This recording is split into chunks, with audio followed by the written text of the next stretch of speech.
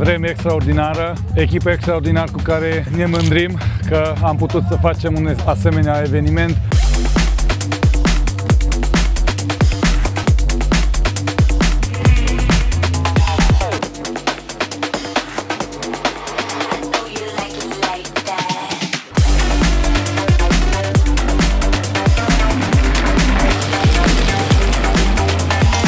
Oamenii din zonă ne-au așteptat inclusiv ne-au oferit vin, pe lângă struguri și must. A fost o experiență foarte faină. Mi-a plăcut, mai venim, e prima mea participare. Ne mai vedem și la anul, sigur, să fim sănătoși doar.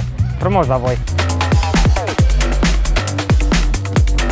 Mă bucur enorm de mult că au venit sau suntem atâția mulți de participanți. Dragilor, mulțumesc frumos că ați luat parte la povestea pe care am propus-o noi pentru ediția din 2025 și vă așteptăm și la anul.